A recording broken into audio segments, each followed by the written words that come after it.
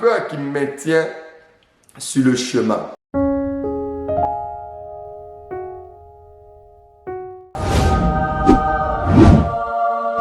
Bienvenue sur la chaîne YouTube DTS.tv avec sa fameuse émission 2AR, ce qui signifie amour original est égal à âme.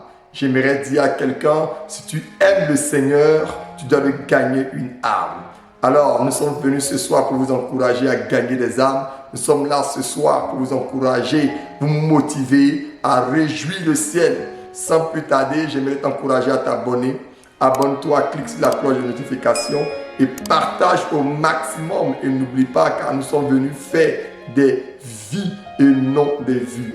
S'il y a des vues, Dieu merci. Mais le but final, c'est gagner des vies.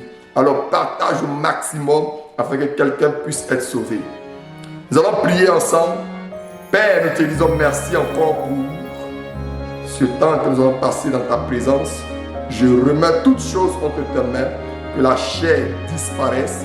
Que la force que je puisse mettre dans ce temps, qu'elle ne soit pas ma force, mais qu'elle vienne de toi, Seigneur. Inspire-moi, que je diminue et que toi tu croisses et que la parole soit entendue. Père, dans le nom puissant de Jésus-Christ que j'ai prié. Amen. Ce soir, j'aimerais t'encourager, ou cet après-midi, ou ce matin, l'heure à laquelle tu vas me recevoir.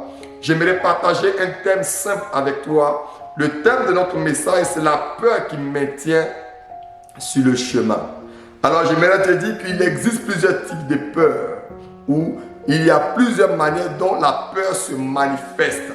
Alors, j'aimerais te dire dans la définition, la peur se manifeste souvent sous forme d'émotion. Elle se manifeste sous forme de crainte. Elle se manifeste aussi sous forme d'appréhension. Elle peut se manifester aussi sous plusieurs formes. Alléluia. Mais je veux que tu comprennes que la peur qui pousse à fuir, alléluia, n'est pas une bonne peur. La peur qui pousse à sortir du chemin n'est pas une bonne peur. Parce qu'il y a la peur qui peut venir te maintenir sur le chemin. En d'autres termes, tu dois affronter cette peur pour ne pas que tu sortes du chemin. Alléluia. Alors frère, ma soeur, j'aimerais te dire, ne tremble pas devant la situation que tu es en train de vivre. Ne tremble pas devant l'épreuve que tu es en train de traverser. Ne tremble pas. Parce que la peur vient pour te ridiculiser. La peur vient faire de telle sorte que tu te loignes du chemin de Christ. Alors, sans plus tarder, j'aimerais te parler de Marie de Magdala, de Marie de Salomé. La Bible dit que il va arriver après la mort de Jésus. Elles vont prendre la décision dans le livre de Matthieu 28, verset 1. La Bible dit qu'après le sabbat, à l'aube du premier jour de la semaine, Marie de Magdala et l'autre Marie allaient voir le sépulcre. Pour ceux qui vont lire le texte pour gagner du temps, je ne vais pas tout le lire, vous pouvez lire tout le chapitre, d'accord? Mais lorsqu'on fait une lecture synoptique, vous allez comprendre que dans certains livres où on va dire qu'elles vont prendre l'huile, alléluia, qu'elles vont prendre l'huile et elles vont aller au sépulcre sur le chemin, elles vont se poser des questions, etc. Qui va nous rouler la pierre, etc., etc. Mais j'aimerais te faire comprendre quelque chose. Lorsque Marie de Magdala et les autres vont emprunter le chemin qui mène à Christ, qui mène au tombeau, qui mène à la résurrection, la Bible dit qu'elles vont se poser des questions, elles vont avoir peur. La peur va les envahir. La crainte va les envahir. Mais Marie de Magdala et les autres ne vont pas changer de direction. Ne vont pas sortir du chemin. Malgré que la peur va venir. Malgré la peur qui fait fuir du chemin. Je vous ai dit, la peur est une émotion qui peut apporter la crainte, qui peut ridiculiser, qui peut te faire sortir même du chemin de la voie que tu es en train de suivre. Parce qu'il y a la peur qui est là. Mais j'aimerais dire à quelqu'un, cette peur était venue contre Marie et Magdala. Marie et les autres, elles ont reçu cette peur, mais elles n'ont pas abandonné le chemin. Elles n'ont pas quitté le chemin. J'aimerais dire à quelqu'un, lorsqu'on marche dans la marche du Seigneur, lorsqu'on est dans le chemin du Christ, il peut arriver des temps de peur. Il va arriver où tu vas avoir peur. Mais j'aimerais te dire, ne sors pas du chemin. Si tu m'entends ce soir, ne sors pas du chemin. Alléluia. Vous allez voir que lorsque vous serez en train de poursuivre le texte, la Bible dit que lorsque vous arrivez au tombeau, elles vont voir que le tombeau était vide. Elles vont trouver un ange. L'ange va les rassurer. Mais là où je vais t'interpeller, c'est que lorsqu'on fait la lecture synoptique, vous allez voir dans d'autres livres qu'on dit que les gardes surveillaient le tombeau. Ils vont voir un miracle. Et ils vont avoir peur. Mais ils seront témoins d'un miracle. Ils seront témoins d'une résurrection. Ils seront témoins de l'apparition d'un ange. Et la Bible dit que lorsqu'ils vont rentrer, rendre compte à ceux qui les avaient mis devant ce tombeau, ils vont expliquer la situation. Ils vont rendre témoignage de ce qu'ils avaient vu. Mais les pharisiens vont leur conseiller en leur donnant même de l'argent, en leur disant que vous n'avez pas le droit de témoigner la vérité. Vous n'avez pas le droit de dire ce que vous avez vu. Sinon, nous allons avoir un faux témoignage contre vous et les chefs vont se retourner contre vous. Ils vont être capables même de vous faire perdre votre boulot. Alors, ces gardes vont avoir peur et ils vont sortir du chemin. En d'autres termes, ils vont sortir du témoignage qu'ils auront vu. Ils vont sortir de la vérité qu'ils auront rencontrée. J'aimerais dire à quelqu'un, ne fais pas comme ces gardes. S'ils ont vu la vérité, qu'ils ont reçu le message, qu'ils ont vu le miracle que Jésus-Christ était ressuscité. Mais lorsqu'ils vont les rendre compte, ils vont dire la vérité, mais ils vont les pousser à ne pas marcher dans la vérité. Alors j'aimerais dire à quelqu'un, toi qui connais la vérité, que la peur ne te sort pas de la vérité. Le fait qu'on te menace de dire non, si tu dis la vérité, voilà ce que tu vas perdre. J'aimerais dire à quelqu'un, n'aie pas peur de perdre parce que tu dis la vérité. N'aie pas peur de demeurer sur le chemin parce que tu dis la vérité. J'aimerais dire à quelqu'un encore ce soir, frère, ma soeur, tu dois comprendre, Judas Iscariote est sorti du chemin parce qu'après avoir vendu le Seigneur, il a eu la culpabilité. Il a commencé à regretter. La peur l'a saisi d'aller voir les frères.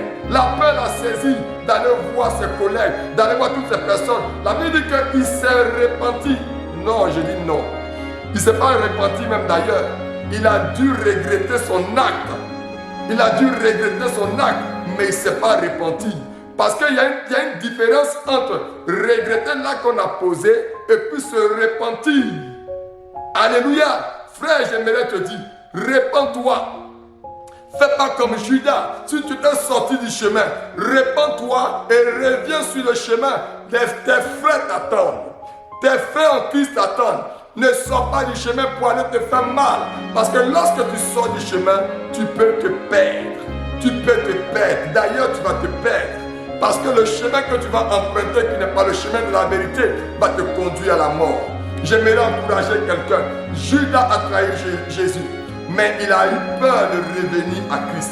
J'aimerais dire à quelqu'un, n'aie pas peur. Tes frères vont te recevoir. Toi qui avais menti, toi qui avais dit des choses, reviens au Seigneur Jésus. Tes frères vont te recevoir. Alors j'aimerais t'encourager. Sache que l'apôtre Paul aussi a eu à sortir du chemin. L'apôtre Pierre, a eu à sortir du chemin. Oui, je te dis la vérité. Lorsque Jésus va lui dire, avant même que le coq ne chante à plusieurs reprises, tu m'auras renié.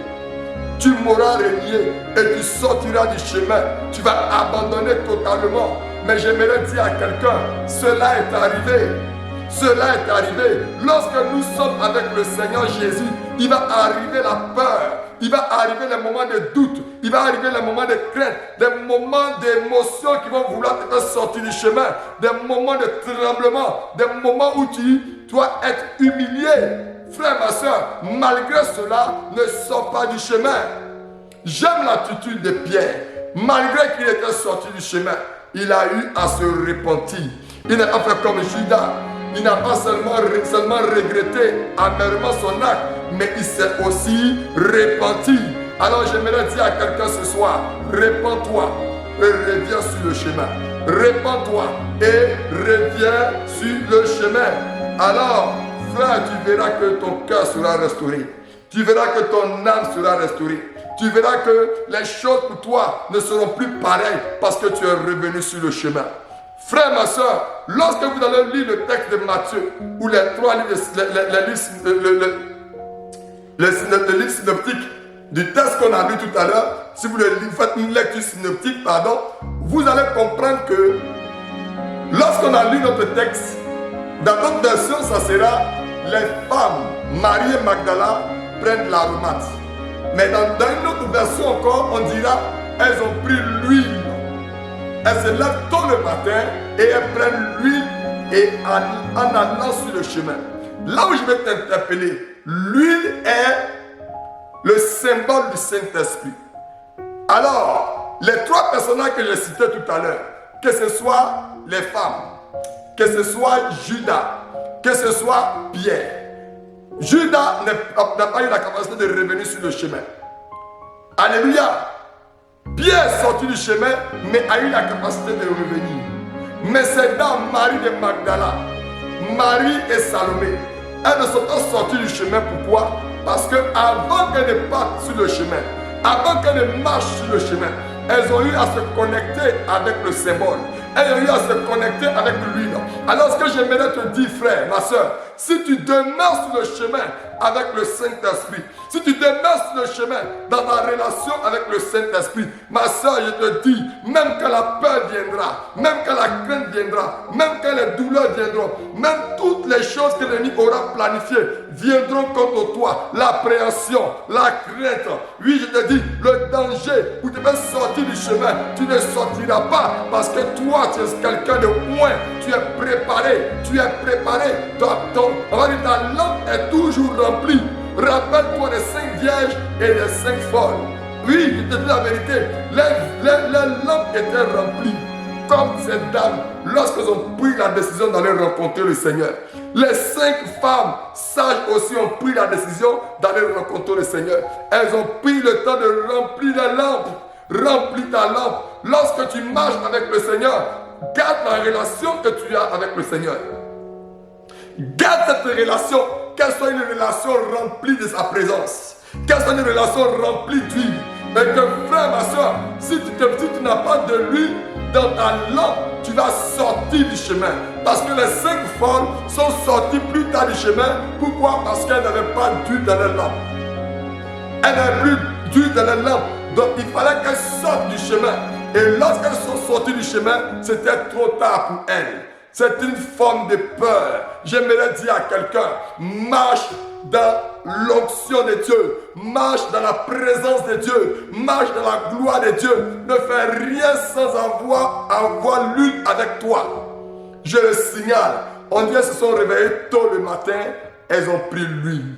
Elles se sont levées tôt le matin, elles ont pris l'huile. Lève-toi et prie. Ne commence pas quelque chose dans la journée sans avoir l'huile sur toi, sans avoir pris l'onction avec toi, sans avoir eu la présence de Dieu avec toi. Où est toi de la présence de Dieu? Où est toi de la présence du Seigneur? Où est toi de la présence du Seigneur? J'aimerais dire cela à quelqu'un, remplis-toi de sa présence. Où est toi de sa présence? Ainsi, la peur de ce monde ne te sortira pas du chemin de la vérité et la vie. J'aimerais m'arrêter là ce soir. C'est une exhortation pour dire à quelqu'un, toi qui traverses ce moment difficile, toi qui traverses des moments compliqués, toi qui avais abandonné et que la peur t'avait sorti de la présence de Dieu, j'aimerais te dire, reviens à Dieu. Parce que la peur t'a poussé à fuir. Parce que la peur t'a poussé à sortir du chemin. Parce que la peur t'a poussé à abandonner. J'aimerais te dire, répands-toi et reviens au Seigneur. Parce que Dieu sait que, comme Pierre, tu es capable aussi d'annoncer l'évangile. Le Seigneur a gagné Pierre. Lorsque Pierre s'est repenti, plus tard, Pierre sera celui-là qui va gagner plus de 3000 personnes. Parce que Dieu sait qui tu es. Si tu as encore gardé en vie, si tu entends ce message, sache que la peur n'aura pas effet sur toi.